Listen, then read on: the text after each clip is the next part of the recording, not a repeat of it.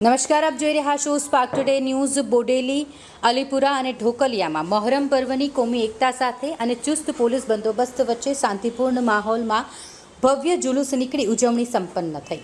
Islamic કેલેન્ડરનો પ્રથમ માસ એટલે કે મહોરમ માસ।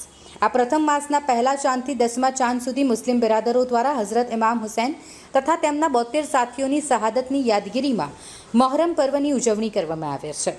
છોટાઉદેપુર જિલ્લાના બોડેલી, અલીપુરા અને ઢોકલિયામાં વસતા મુસ્લિમ સમાજ દ્વારા પણ મહોરમ પર્વની ઉજવણી કરવામાં આવી। 10મા ચાંદના દિવસે સાંજના સમયે બોડેલી, અલીપુરા અને ઢોકલિયામાં બેસાડવામાં આવેલ કલાત્મક તાજિયા એક પછી એક મુખ્ય માર્ગો પર આવી એક જુલુસમાં ફેરવાયા, જેમાં તાજિયા કમિટીના સદસ્યો સાથે મુસ્લિમ સમાજના બાલ, વૃદ્ધો, યુવાનો તમામ મોટી સંખ્યામાં જોડાયા હતા।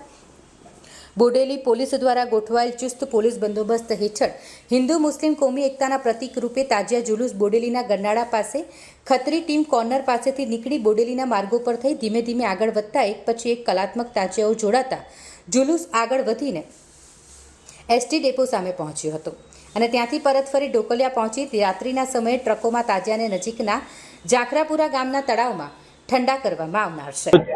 બોડેલી ખાતે મહોરમનો પર્વ મનાવવામાં આવી રહ્યો છે।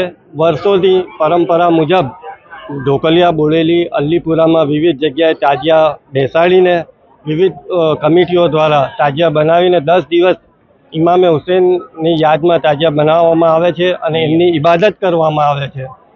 તે મુજબ વર્ષોની પરંપરા છે, એ નિભાવીને આજે પણ આ મહોરમનો જુલુસ કાઢવામાં આવ્યો છે। આજે 10મો દિવસ છે, અતિ મહત્ત્વનો દિવસ મુસ્લિમ સમાજ માટે અને આ મહત્ત્વના દિવસે આખો મુસ્લિમ સમાજ આજે આ જુલુસમાં જોડાયો છે।